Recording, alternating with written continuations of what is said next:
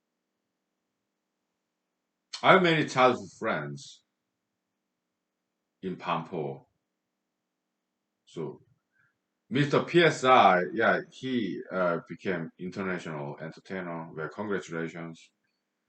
Gangnam Style, yeah, well, it's kind of humorous. I appreciate that part, but when it comes to dancing, not my cup of tea. Okay, so when it comes to singing, I think it was pretty good, but not a huge fan. Okay, but sense of humor, good. Yeah, that was good. Okay. Music video, Gangnam Style. Okay,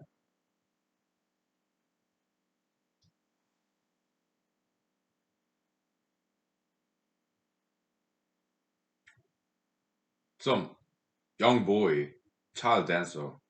That was cool. Okay. Yeah, some beautiful female dancers. That was cool too. The very first international sensation from South Korea. Okay, yeah, congratulations. Okay. He was young, 1 year older than me, but we went to same elementary school. Maybe same middle school too. Okay, so he and I we were kind of acquaintances, not same social hub.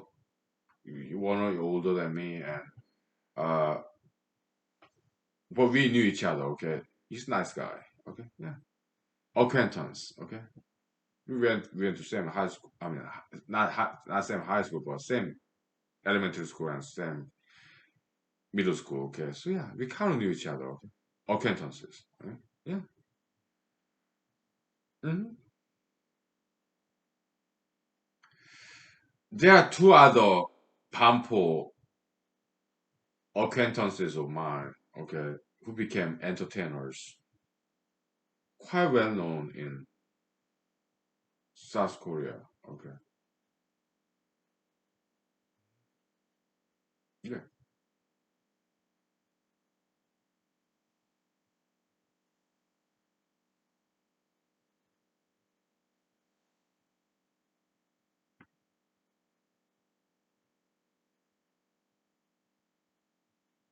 Hmm.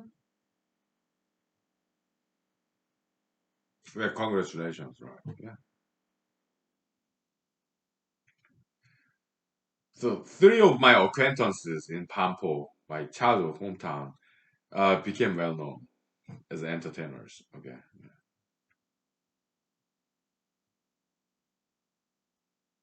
Do I remember their names? Yes, I do. One of them, 1 year older than me. Yeah, Mr. PSY, Gangnam Style. Okay. Another one, 1 year younger than me. Okay. The other one, like 7 years older than me. Okay. Yeah. Yeah. They become South Korean entertainers. Quite well known. Okay. Hmm. They're my acquaintances. Okay. Some other friends of mine in Pampo, some of them went to Korean version of Marine, rock Marine. This is really hardcore. And another one became like businessman. Another one became a doctor or engineer or yeah,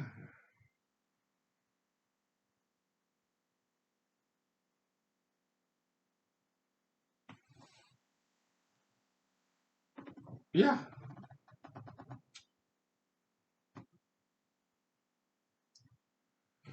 Most likely they got married. Okay, have kids. Maybe some of them are single. I don't know. It's been a long while. But yeah, yeah, they're just handsome boys. And when I was in South Korea, until when I was like 18, 19, okay, never had a girlfriend, okay. Why? Kind of old school. South Korea back in 1990s, okay, it's all about studying, studying and studying, okay. So teenager dating, it was very frowned upon back in 1990s when I was in high school, okay. So not many. Korean teenagers dated back then. I don't know about nowadays. I don't. Gender separation. Okay, all boys school, all girls school, middle school and high school. Okay, that's how it was. Teenager dating was like very rare and frowned upon. Okay, so I didn't date. I just studied when I was a teenager in Seoul, South Korea, 1990s. Okay. Mhm. Let's take 5 minutes break. Okay. Okay.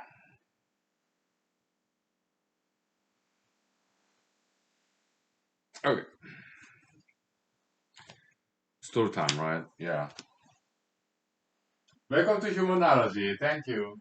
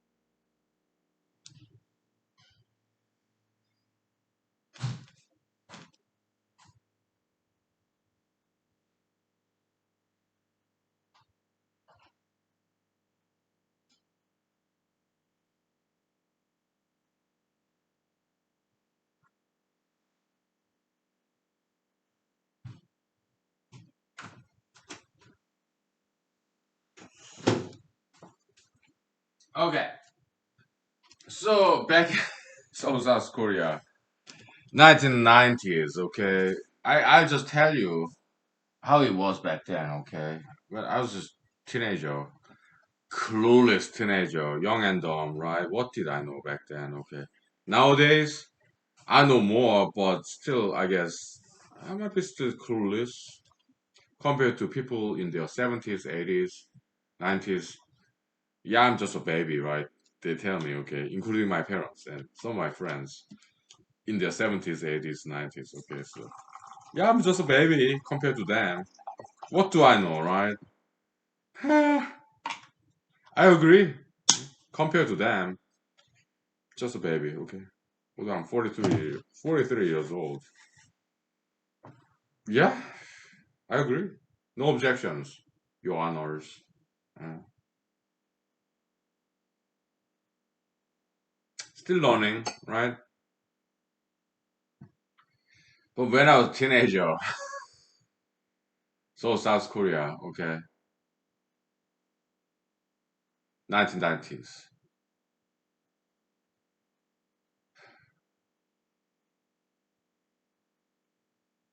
I just studied, but you know,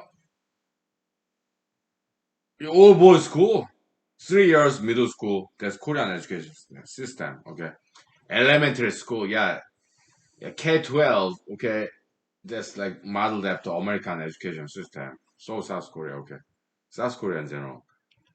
Yeah, 6 years co-ed, half boys, half girls, right? Six years, okay. In Korean education system, it's 3 years middle school, all boys. 1990s back then, okay. 3 years in high school, all boys, okay. That's just how it was back then, okay. So in America, I learned that 2 years in middle school and junior high, right, and 4 years high school. But in Korea, South Korea, it's 3 years middle school, 3 years high school, okay. So I was in Korean middle school from 1991 to 1993. I was in Korean high school 1994 to 1997. Okay, three and three. Okay, all boys schools, middle school and high school. Okay,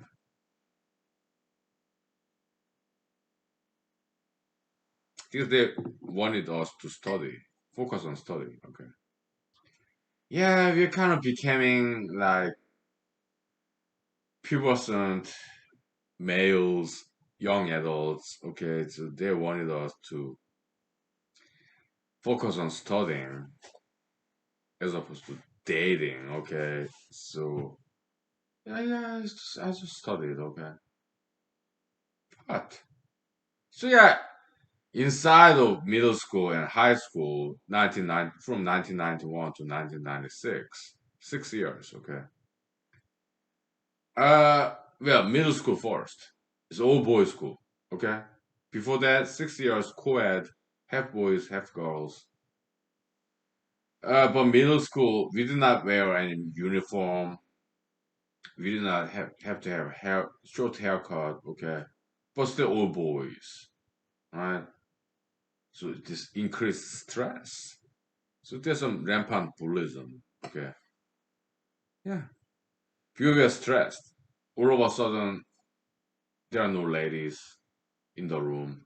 It's just a bunch of guys. We're stressed. Okay, and more emphasis in studying. Okay, we're stressed. So rampant bullyism. Right.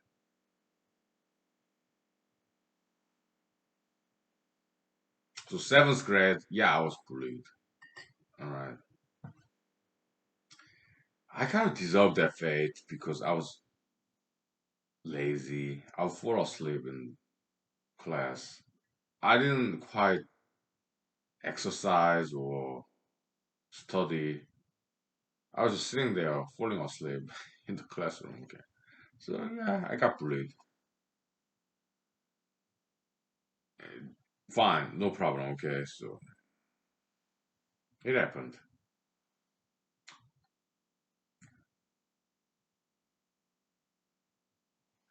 No problem. Okay. But after that 1 year of being bullied upon, okay, yeah, it was good discipline. The middle school bullies in South Korea. Yeah, there were two of them. One of them became kind of my friend, okay. Then I met him again in high school, okay. The other one, yeah, we kind of became acquaintances. We made our peace, okay, so, okay. Because later on, yeah, there was seventh grade, eighth grade, and on, yeah, started to study. I started to learn again taekwondo, some martial arts, okay, so Buddhism stopped. I became more diligent, okay, so I deserved that fate. To me, those two middle school bullies, seventh grade, they were kind of like drill sergeants, okay, so yeah, God's courage, okay, to keep up my discipline level up. Good, yeah. But yeah, fourth year in middle school, seventh grade, it was tough. Okay. Eighth grade, yeah, I started studying, started more exercise, martial arts. Buddhism stopped. Okay, yeah, good. Learned a lesson. Okay, yeah.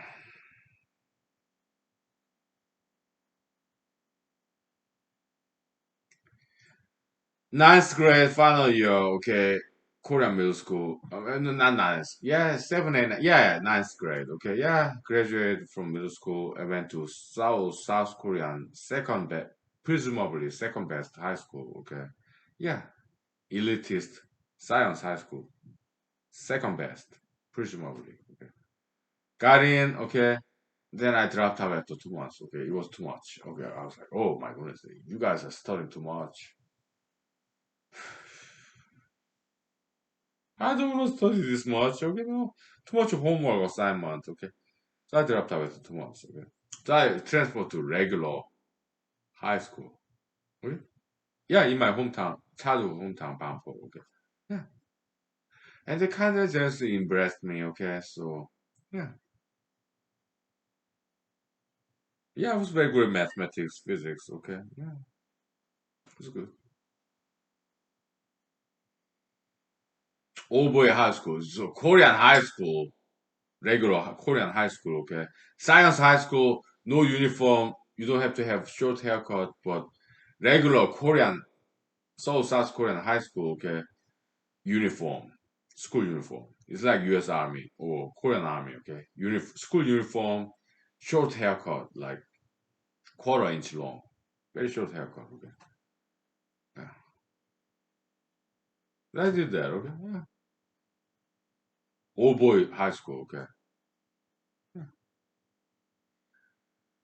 Because they wanted us to focus on studying, no dating. Okay, so but yeah, Monday to Friday, like 8 to 5. Actually, back then it was Monday to Saturday, 6 days a week. Back then, okay, Monday through Saturday, 8 to 5, or maybe it was 8 to 6. Heavy studying. Okay, school uniform. It was in blue uniform. Quarter inch shortcut hair. Okay, all boys school. But after that, we guys will walk back to our parents' house, condominium, apartment, whatever, okay? On the streets, yeah, we'll see some females, Korean females, back in 1990s.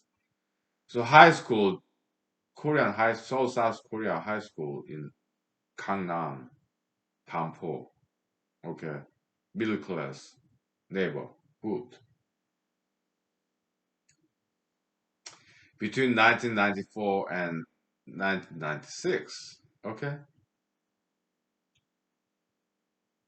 After school, we just walk to our parents' house or condominium or apartment. Okay, and we get to see all these ladies, Korean ladies, 1990s. That's so beautiful, so fashionable. Long hair, very traditional. At the same time, kind of westernized. They would wear these blue jeans, sometimes tight blue jeans, sweater, sometimes skirts.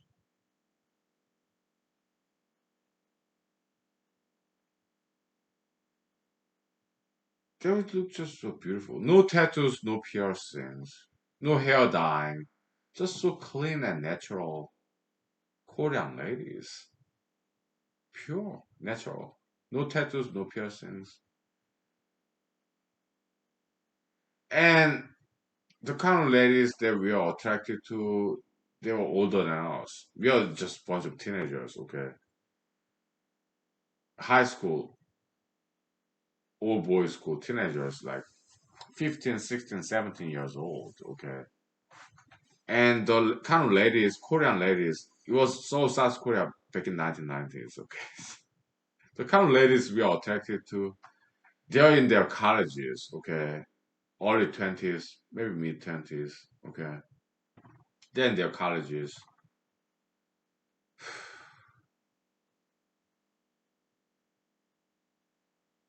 They're very slender, slim, slender, fit, no tattoos, no piercings, tight jeans, or skirts, quite westernized.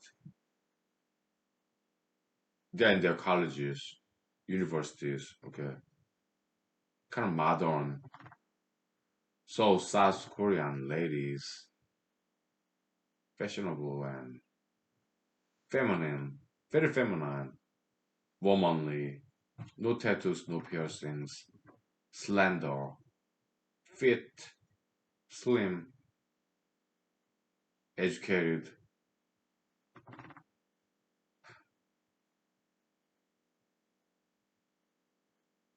But they're like college students, I guess. Females, Korean females. So, okay. Maybe they're working, okay? Maybe they graduate from college. Or maybe they get some job after high school, whatever, okay? But they're older than us. Those are the ladies we are very attractive. We found very attractive, okay? As a high school, Seoul, South Korea high school, in blue school uniform and quarter inch short hair, kind of Korean army style, okay? We just look at them and, oh, they're so beautiful. I remember those days.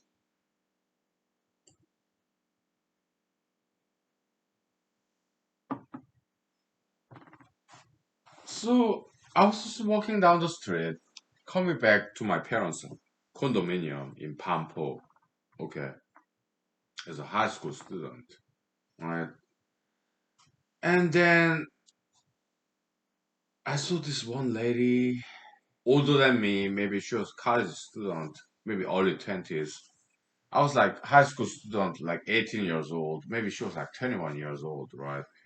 I was wearing high school uniform, blue uniform, thread, right?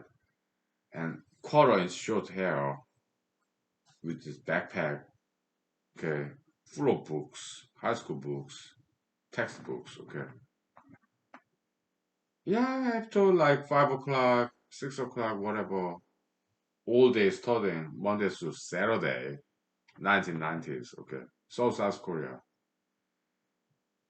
After school, I was walking back to my from school to my parents' 5 bedroom condominium, okay.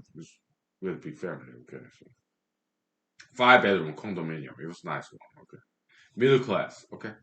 Yeah, then walking down the street, okay, and I saw this one Korean lady. I guess she was like 21 years old, maybe college student. Maybe she was working. I don't know, okay.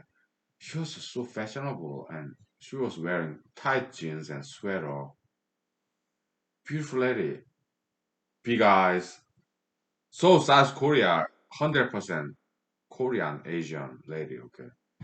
She's big brown eyes, Her skin tone was very kind of like very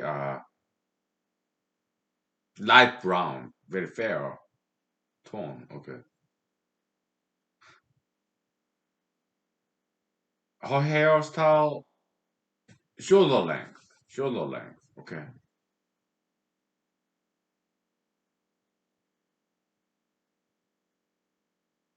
So I looked at her and she kindly and generously looked at me. Okay. We had some eye contact, maybe one fraction of a second. Okay. I was like, oh, I'm so shy. Yeah, I'm a male virgin. Oh, thank you for looking at me, but you're just too beautiful, girl. Like, thank you. Well, I kept on walking, okay. So kept to my parents' house. But I would think about her again and again. I still remember her. Okay. She's one of many Korean ladies that I still remember, okay. I don't, we never talked. Those Korean ladies that I had crush on, that I had crush on. I remember their visual images. How many of them? About 10. 10 of them. Korean ladies that I met in South Korea. Never been to North Korea, but not just in Seoul. Other parts of South Korea, because I did travel in South Korea, okay. About maybe 10, 20 of them, okay. I remember the visual images of those South Korean ladies that I found very attractive. Never talked to them, but I remember their visual images of South Korean ladies back in 1990s.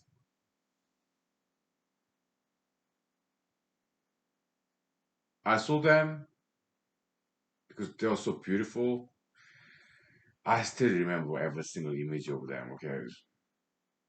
About 20 of them, okay? Yeah. Because I have a good memory. I don't smoke marijuana. Marijuana, yeah, it hurts the short-term memory, okay? I don't smoke marijuana, okay? I remember them, okay? So it's like 25 years ago. Okay? So South Korea, ladies.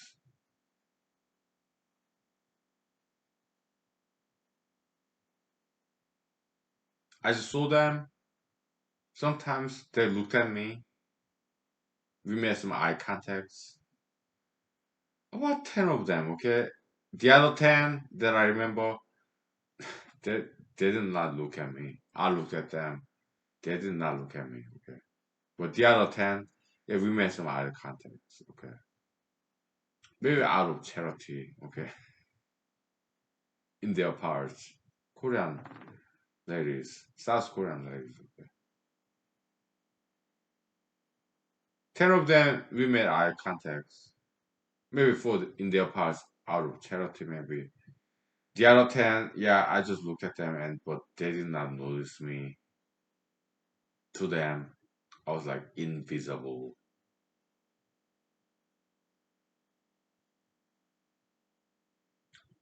But I did look at them and I was attracted to them. I found them very attractive, but I guess the other 10, most likely, yeah, they did not find me attractive and they didn't even look at me. But I did notice them being very beautiful. South Korean ladies, okay.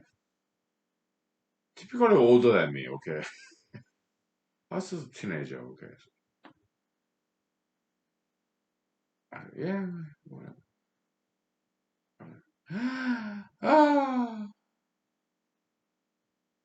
so I would cherish this memory of watching them, would think about them again and again. Oh yeah, this Seoul, not just Seoul, other parts of South Korea. It could be Gyeongju, Gwangju or Busan, whatever. South Korean places. All these beautiful South Korean ladies. I never got to talk to you, introduce myself, but I saw you. Some of you were kind and generous to look at me. Some others didn't. No problem. But thank you for being so beautiful, South Korean ladies. I remember your images. So yeah, I remember and I think about South Korean ladies years and decades. I hope you allow me to do that. South Korean ladies, is it okay that I saw your image being registered in my brain memory and keep thinking about you, ladies, every once in a while? Would you allow that? If you do, thank you. If not, I apologize, okay? I'm an Alaskan guy, okay? Alaskan guys, we can be very creepy. Alaskan guys, yeah, we can be quite creepy, okay? So I'm an Alaskan male by now. I have been living in Alaska, America, for 6 years. We can be very creepy, okay? So all we are asking is it okay we think about you ladies like decades ago? Even some other countries or other states, other cities, whatever. Is it okay that we think about you once in a while? We saw you, okay? We never talked, okay, but we remember your images. You're very beautiful, okay? We are guys. Sometimes we think about you, okay?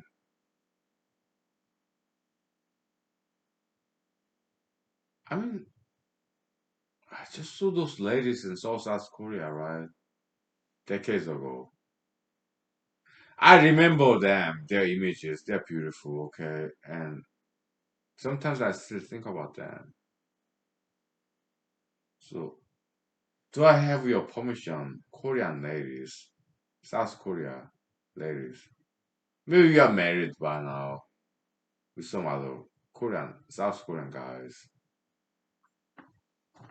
Maybe I should stop thinking about them, okay?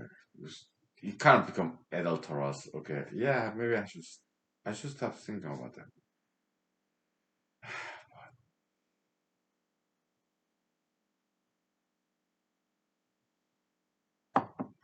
Some moral conflicts, ethical prohibition. Okay. But I do think about them sometimes, okay? But not always. But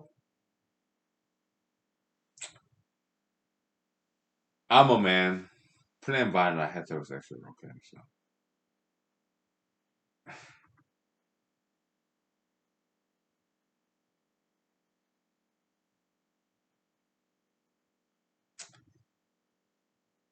I'm sorry if I disappointed you, okay? If maybe you're female, maybe you're male. If you're male, you understand what I'm saying, right? If you're female, I apologize. Okay, yeah, we are like this. Okay, yeah, like, we saw girls back in the days, and we still remember them. Those girls may be married with kids, okay, but we remember multiple of them, okay, like back in the days, okay. If you're female, yeah, we apologize, okay. If you're male, you understand what I'm saying, okay. All right, we'll take 5 minutes break, please. How many minutes do we have? Like 10 minutes left, okay? Yeah, we make the best use of it, okay? Yeah, this Microsoft software, okay, camera that comes with this operating system, okay. Give us 3 hours, okay. So we take 5 minutes break, okay. So we have like 20 minutes left. We make best use of it, okay. All right, thank you. Okay. Some confession session, right? Yeah. As a male, right? Yeah.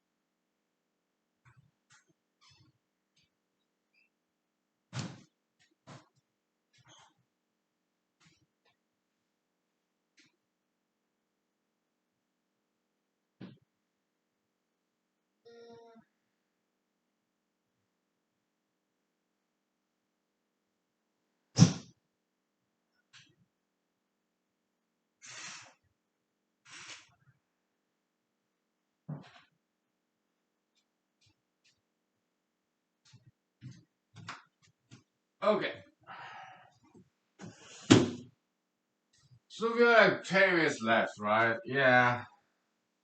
Hey, look, I'm a politician, okay? So when I criticize other politicians, I can be pretty harsh and aggressive, okay? Welcome to politics, okay? It's dirty business, okay? Yeah, politics is dirty business, okay? Yeah, so it's like mud slinging, okay? Whatever. So Mrs. Commissioner, okay, she said, in some radio interview that I heard, okay, she's very interesting candidate. That's why I'm very interested in her where her campaign is going. Mrs. Commissioner, okay, she's cool. I like her and her campaign quite a bit, okay, very entertaining, okay. So, yeah, so I think she's a very worthy opponent, okay. Yeah, she's cool. Okay. I like her. I love her campaign, her family, how people get they're very interesting, hardcore Republicans. Okay, great. Yeah, I'm independent, former Republican. Okay. Oh, you're a turncoat, betrayer. No, no, no. To me, Republican Party was a school I graduated. Okay, people who stay in Republican Party, they are my like teachers. Okay, so I wrote this essay. Okay, I did publish it in some very good friends of mine, okay, local newspapers, okay. Yeah. To me, Republican Party was like a school I graduated, but people who stay in Republican Party, yeah, they're teachers. They stay in Republican Party to continue to teach next generation politicians, okay. That's it, okay. Right. So Mrs. Commissioner, she said, "Oh, I'm David." And Senator Lusa Murkowski, she's like Goliath. David versus Goliath. No, I disagree, okay? Because she got national conservative support. I mean, Mrs. Commissioner as a U.S. Senate candidate from Alaska. She got interviews nationally from Breitbart, Fox TV, Newsmax, American Open American News Network, all this conservative media. Uh, she got interviews. Okay, she published her articles in this nationwide online magazine. Okay, like she get all this international, maybe not so international, maybe somewhat, but national Republican, conservative, Christian support. That's not David. When Shepherd David, came to the battle area with Goliath. When was that? Maybe 1000 BC, something like that. Okay, 3000 years ago. When David went to fight against Goliath, he was alone. Yeah, he got some support from scared Israel army people, including the first king of Israel, so King Saul. So King Saul offered Shepherd David, teenage boy, his armor and sword. And then David said, "No, I don't need that. It's too heavy, okay? King Saul, thank you for your moral support. You offered me your metallic armor and your sword. It's too heavy, okay? I don't need it, okay? So thank you, but no thank you, okay? I'm Shepherd David. I love this slingshot, okay? All I need is a couple of pebbles, rocks, stones. And my pebble with this slingshot, okay? Huh. Then I go ahead and defeat this Goliath. And he did. He was alone. He got moral support from King Saul and Israelite soldiers. But, okay, so but he went to the battle alone. Okay.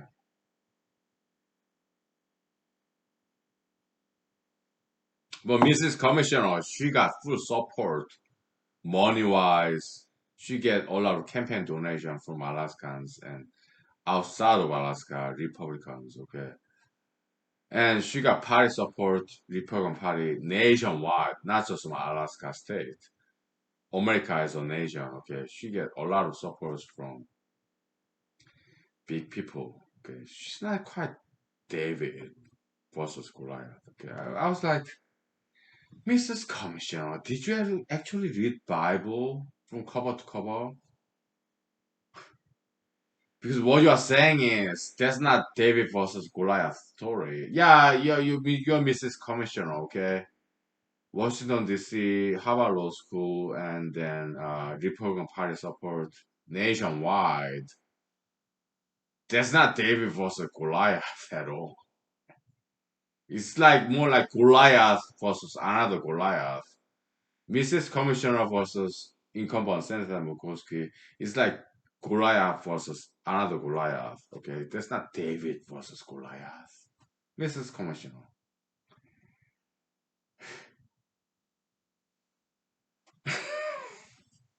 I'm not quite sure she actually read Bible herself, but that's what she portrayed herself as her campaign. To me, that's kind of like she's taking advantage of her Christian background for her political reason. That to me is very much sellout, right? She's making use of her Christian religion for her political purpose. To me, that's like sellout, dirty, right?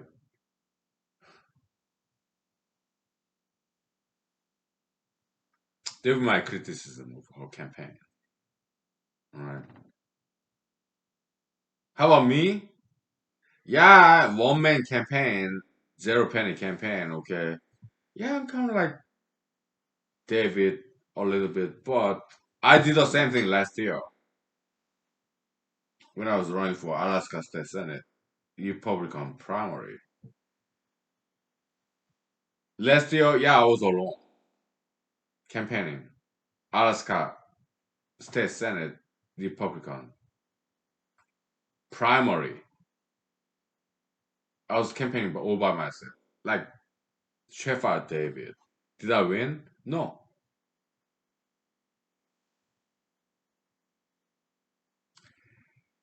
Sheffield David defeated Goliath, right? All by himself. Goliath, he was all by himself too. It was like one on one, one man, another man, okay? But Sheffield David, he was younger, smaller. Oh, the soldier Goliath, Palestine soldier, he was taller, older, and he got sword, big sword. Okay, that was Goliath, but he was alone too. Back in the days, like 3,000 years ago, 2,000, maybe I don't know, maybe 1,000 BC. Okay, but it was one-on-one battle, one man. Goliath, he got big sword, maybe some armor, metallic armor. I don't know, whatever armor. Maybe it was Bronze Age, Copper Age, Iron Age. I don't know. But David, he was alone too. Goliath was alone. David was alone. Okay, but Goliath had some armor and sword. He was older, taller, giant. David, he was shorter, younger. He got no sword, but he had some pebbles, stones, rocks, and sling. It was a good shot. All right. It was a fair game. One man Goliath and one man David. It was a fair game, like boxing or mixed martial arts. Mono a mono, one man, one man. Okay, battle.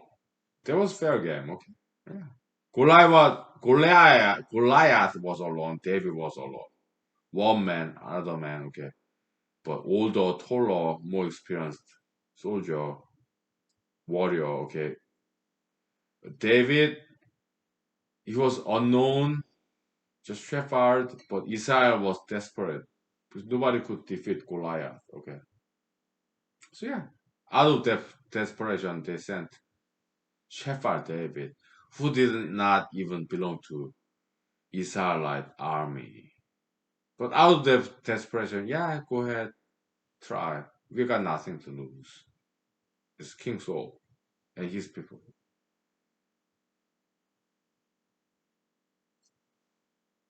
So, but Shepherd David, he got substance, content, because he defeated lions when he was protecting his sheep out there in Israel. But there was no audience when he defeated with his sling and pebble and stone, rocks, slayed these lions to protect his sheep. Nobody appreciated that. Why? Because nobody saw it. That's David, Shepherd David. If Shepherd David as a teenager can slay a lion to defeat Goliath, that's a lot easier. Okay, so Shepherd David, he was very well trained shepherd. He slayed lions. So to defeat Goliath, that's a lot easier. That's David, Shepherd David. Okay, that's how he was able to defeat Goliath. Okay,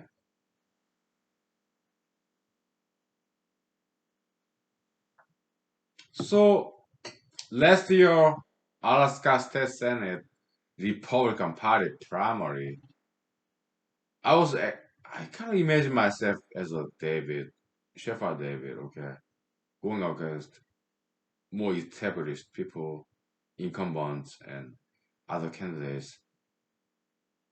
I did believe I might win, but I did lose. Although I ran the campaign as a one-man campaign, just like David did, going against the bigger, mightier incumbents, other candidates. I ended up very last place.